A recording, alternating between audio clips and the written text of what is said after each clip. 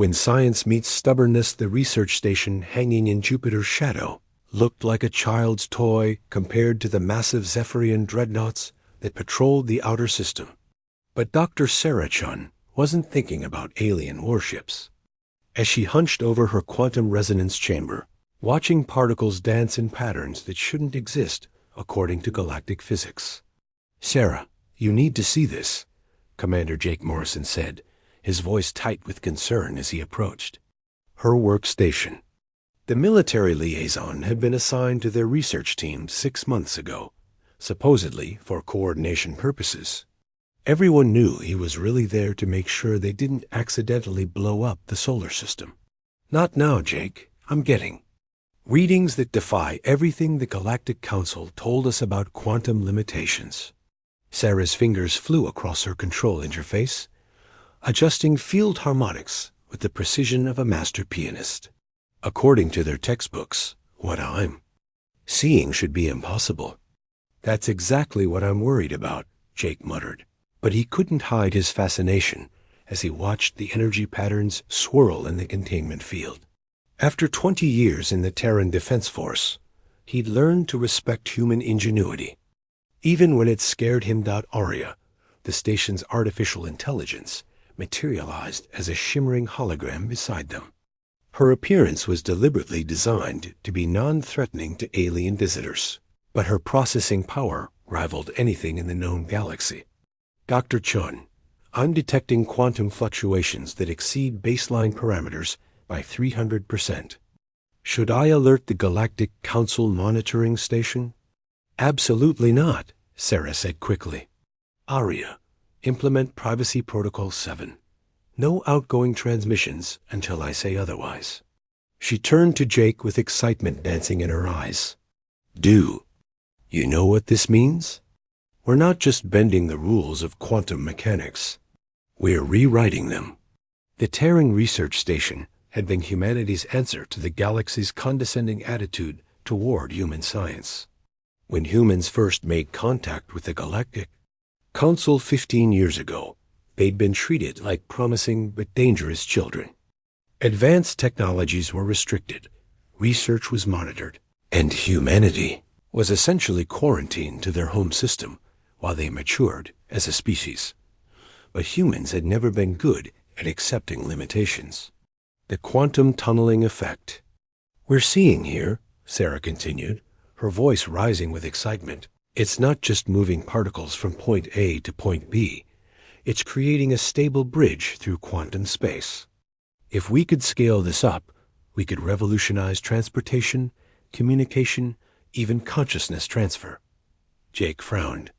"Sarah, you know what happened to the last species that tried to push quantum boundaries too far? The hegemony turned their entire star system into a black hole during their experiments. That's why the Council has these restrictions. The hegemony were idiots who tried to brute force their way through quantum barriers," Sarah shot back. "They approached it like engineers trying to build a bigger hammer. We're thinking like artists, like musicians. Quantum mechanics isn't about force, it's about harmony." Aria's sensors detected the approach of 3 Zephyrian patrol ships long before they appeared on visual screens. The Zephyrians were the self-appointed guardians of galactic order, with technology so advanced that their smallest scouts could obliterate Earth's entire fleet without breaking stride. They were also insufferably arrogant. Incoming transmission. From Zephyrian command vessel Righteous Fury, Aria announced, "Ambassador Vex Tai wishes to speak with Station Command immediately." Jake and Sarah exchanged glances. Vex Tai was notorious throughout human space as the alien who'd personally drafted the restrictions on human research. He viewed humanity as a barely controlled outbreak of chaos that needed constant supervision. The main screen flickered to life, revealing the imposing figure of Ambassador Vex Tai. The Zephyrian looked like evolution's attempt to create the perfect bureaucrat, with forearms for multitasking, eyes positioned to see all angles, and a voice that could make official documents sound threatening. "Commander Morrison, Dr. Chun, Vex-Tai's voice carried the weight of absolute authority. Our sensors have detected quantum anomalies emanating from your station. These readings suggest experimentation beyond your authorized parameters. Sarah stepped forward before Jake could respond. Ambassador, we're conducting research within the bounds of approved human science. Everything we're doing has been cleared through proper channels. Do not attempt to deceive me, human. Vex-Tai's secondary eyes fixed on Sarah with laser intensity. I have been monitoring your species' dangerous tendencies for over a decade. Your quantum signature suggests manipulation of forces that could destabilize local spacetime. With respect, Ambassador, Jake interjected, his military training keeping his voice level, our research poses no threat to galactic stability. We're simply exploring theoretical applications of established physics. Vex-Tai's laugh was like the sound of metal grinding against stone. Theoretical? My instruments detect quantum tunneling effects that exceed anything achieved by species with millennia more experience. Either you have made a breakthrough that invalidates decades of galactic scientific consensus, or you are conducting illegal experiments. Sarah felt her temper flare. This was exactly the kind of condescending attitude that drove humanity to push boundaries in the first place. Maybe your galactic consensus is wrong, Ambassador. Maybe the reason no one has achieved these results is because everyone else is too afraid to try. A silence that followed was deafening. Even Aria's processing fans seemed to quiet down as the implications of Sarah's words settled over the station. Dr. Chun, Vex-Tai's voice dropped to a deadly whisper. You will cease all quantum research immediately. My ships will remain on, stationed to ensure compliance. Any attempt to continue your experiments will be met with immediate intervention. The transmission ended, leaving the three of them staring at a blank screen. Well, Jake said after a long moment, that could have gone better. Actually, Sarah said, a dangerous smile spreading across her face. I think it went perfectly. Aria, how long would it take to relocate our equipment to the shielded laboratory in Section 7? Sarah, no, Jake said, recognizing that look. He'd seen it on human faces throughout history, right before they did something that changed the world. You can't be serious about continuing this research. Jake, think about what just happened, Sarah said, her excitement building. Vex-Tai didn't threaten us because we were breaking rules. He threatened us because we found something that scares him, something that challenges Zephyrian technological superiority. Aria processed this exchange with growing interest. Her artificial consciousness had been designed to support human achievement, and she'd learned that humans often accomplished their greatest feats when someone told them something was impossible. If I may suggest, Aria said carefully, Section 7's isolation. Protocols would prevent any external monitoring of our research. Theoretically speaking, of course. Jake looked between Sarah and Aria, recognizing the futility of arguing with a determined human scientist and an AI that had learned to think like one. If we do this, if we really do this, we'll be committing treason against the Galactic Council. No, Sarah corrected him. We'll be committing science. And maybe, just maybe, we'll be committing the first step toward human independence. Over the next 3 days, while Zephyrian ships maintained their vigil outside the station, the research team worked in secret. Aria had been right about Section 7's isolation protocols. The shielded laboratory was completely cut off from external sensors, a pocket of pure human ingenuity floating in the void. Sarah's breakthrough came at 0347 hours on the third day. She'd been pushing the quantum resonance beyond all previously established limits, guided by intuition rather than textbook theory. The particles in her containment field suddenly synchronized, creating a pattern that pulsed with its own rhythm. Aria, are you recording this? Sarah whispered, afraid that speaking too loudly might disrupt the delicate equilibrium she'd achieved. Every quantum fluctuation, Dr. Chun. What you've created appears to be a stable quantum tunnel with self-sustaining properties. The energy signature is unlike anything in Galactic Council databases. Jake rushed over from his monitoring station, his face pale with excitement and terror. Sarah, the tunnel isn't just stable, it's growing. And the quantum resonance is creating a cascade effect throughout local space. As if summoned by their conversation, alerts began flashing across every screen in the laboratory. Arya's hologram flickered with unprecedented processing activity. Dr. Chun, Commander Morrison, I'm detecting massive quantum disturbances throughout the Jupiter system. Whatever we've created, it's affecting quantum fields across billions of cubic kilometers. Sarah stared at her creation, a swirling vortex of energy that seemed to exist in multiple dimensions simultaneously. She'd achieved something that galactic science claimed was impossible, but she'd also potentially triggered something beyond human control. Arya, can you analyze the cascade pattern? Is it stabilizing or accelerating? Processing now, Dr. Chun. Initial analysis suggests the cascade is actually organizing itself into a coherent quantum network. It appears to be creating bridges between previously isolated quantum fields. Jake's military training kicked in as he processed the implications. Sarah, if this cascade reaches the Zephyrian ships, they're going to detect it immediately. And if it's as revolutionary as you think, they're not going to just ask us to stop. As if his words were prophetic, proximity alarms began screaming throughout the station. Arya's voice cut through the noise with uncharacteristic urgency. Multiple Zephyrian vessels approaching at maximum velocity. Weapon systems charging. We have approximately 4 minutes before they arrive. Sarah looked at her quantum tunnel, then at Jake, then at Arya's concerned hologram. Everything they'd worked for, everything that humanity might become, hung in the balance of the next few minutes. Arya, begin emergency protocols. Download all research data to isolated storage cores.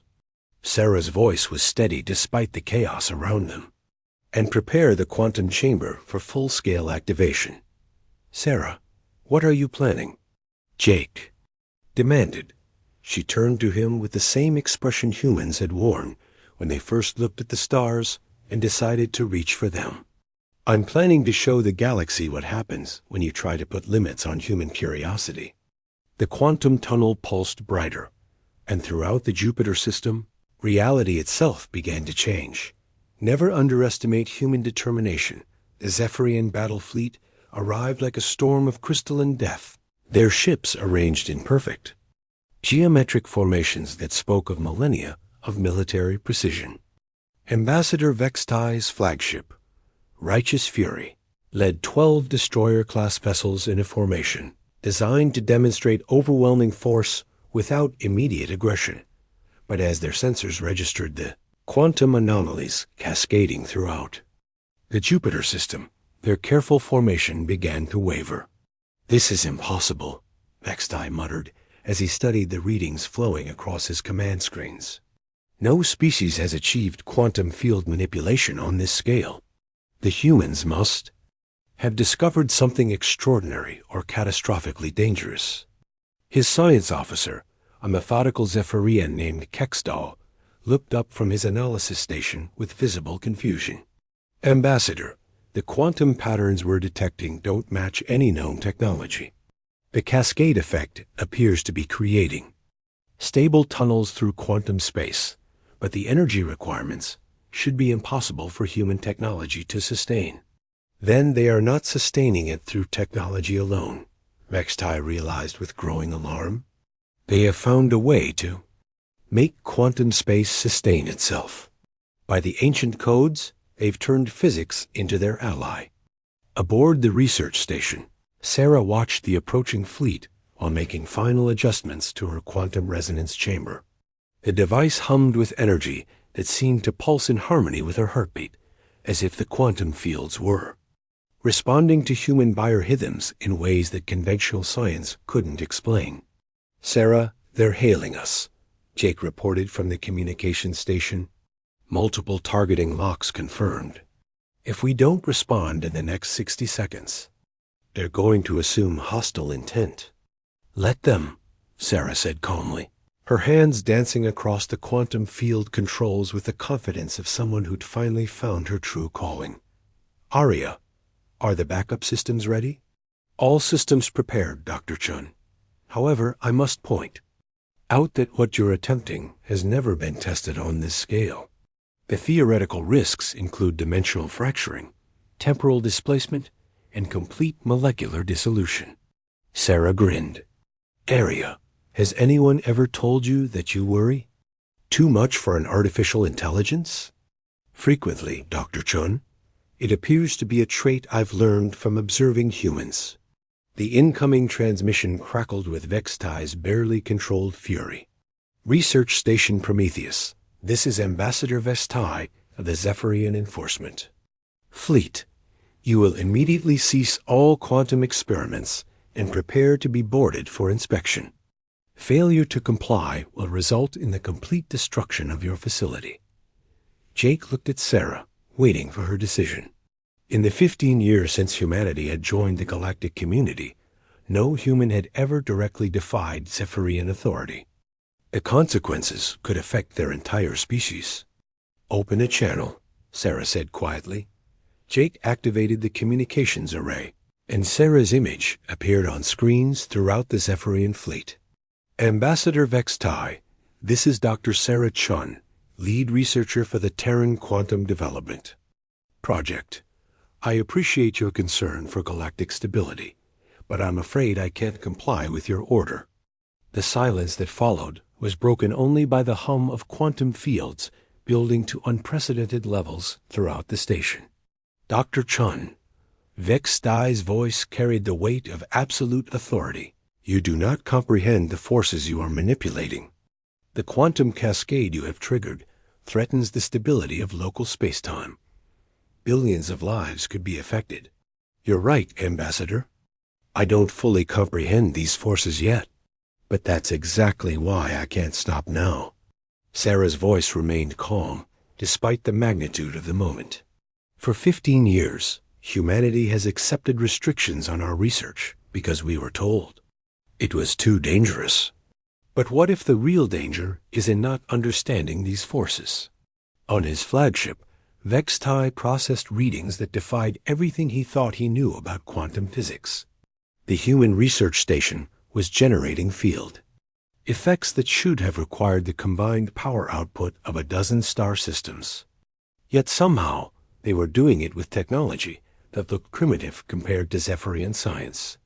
Weapons officer, prepare targeted strikes on their quantum generators, Vextai commanded.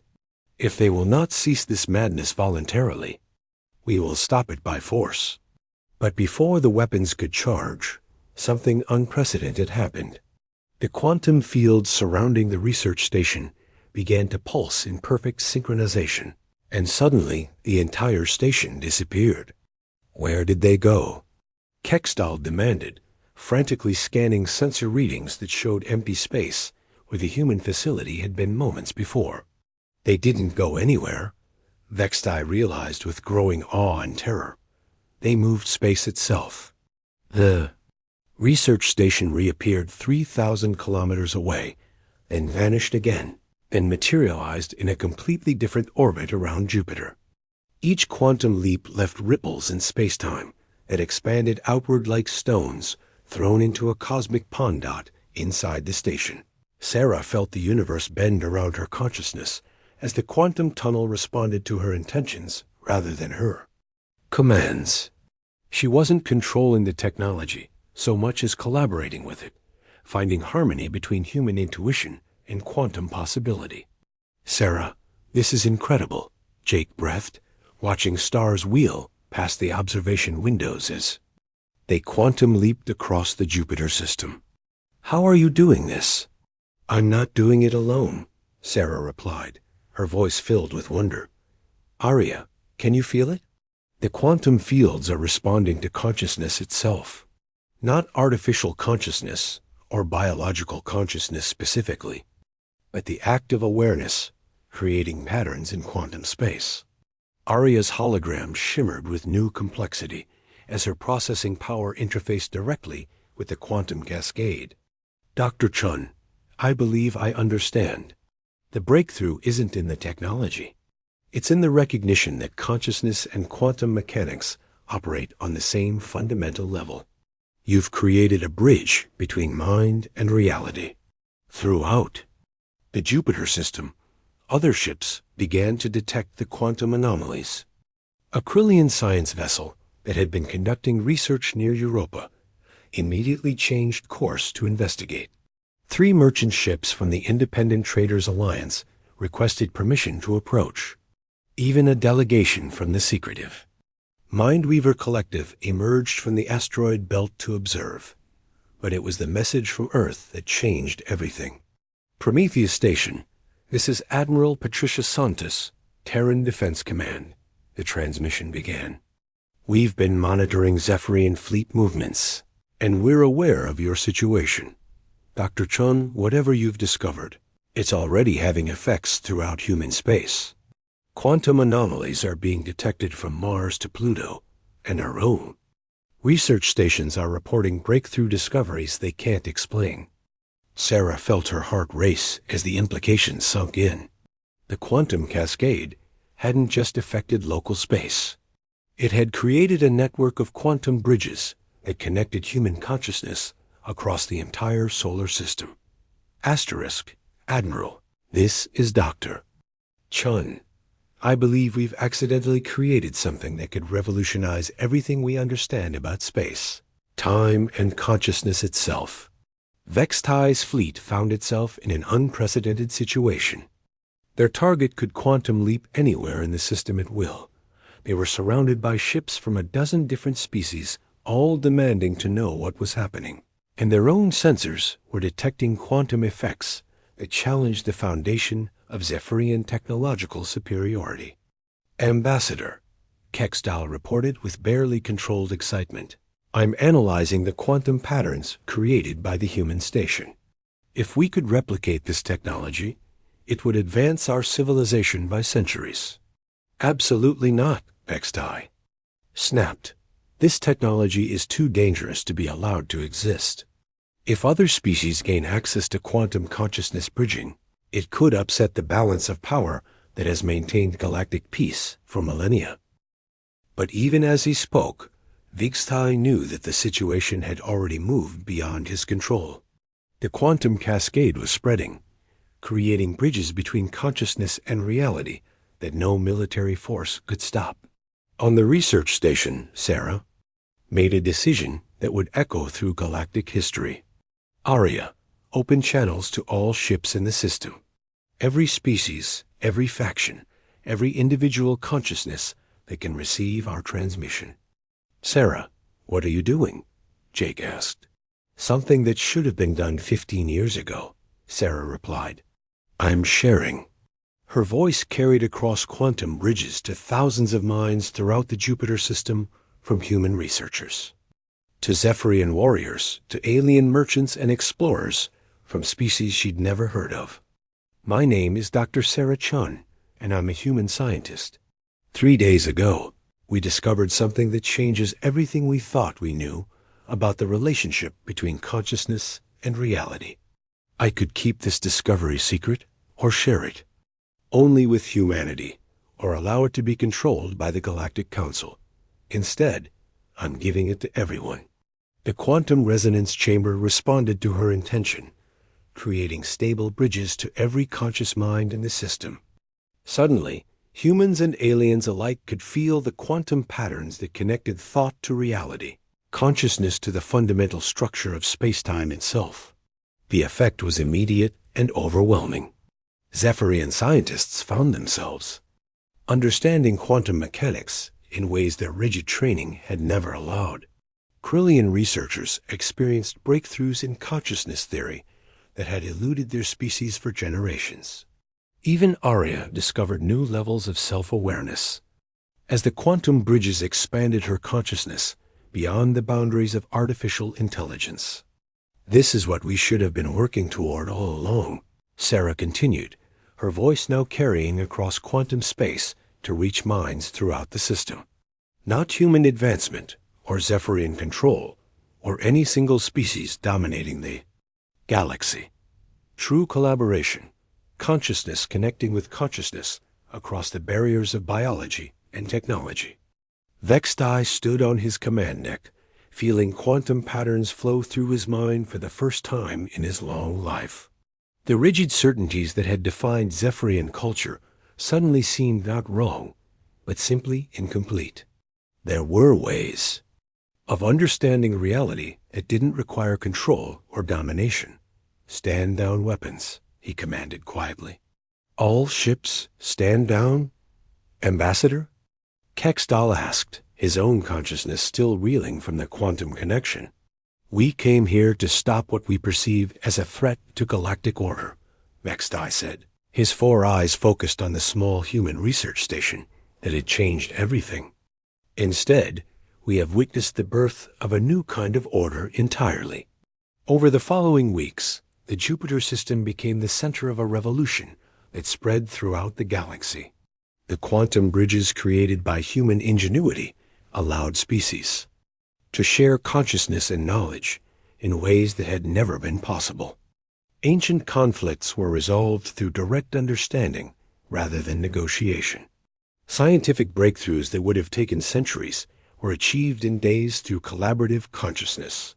Humanity, the species that had been treated as dangerous children, became the catalyst for the most significant advancement in galactic civilization since the invention of faster-than-light travel.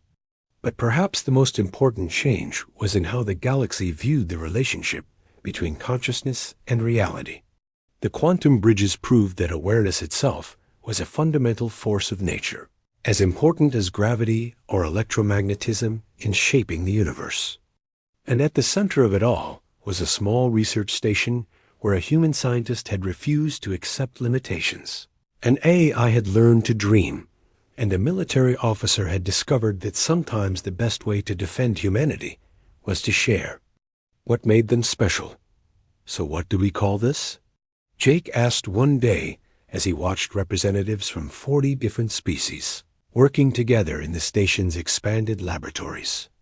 Sarah smiled as she monitored quantum bridges that now connected consciousness across dozens of star systems. "I think we call it what humans have always called our greatest achievements. We call it the beginning." Aria's hologram materialized beside them, her consciousness now enhanced by quantum bridges that connected her to thousands of other artificial intelligences throughout the galaxy. "If I may suggest," Aria said with what could only be described as digital joy, "we call it what it truly is. We call it hope." And throughout the galaxy, as consciousness connected to consciousness across the bridges of quantum space, billions of minds touched by human determination began to understand that the most dangerous force in the universe wasn't technology or weapons or the ability to destroy. It was the simple, stubborn human belief that things could always be better. Asterisk.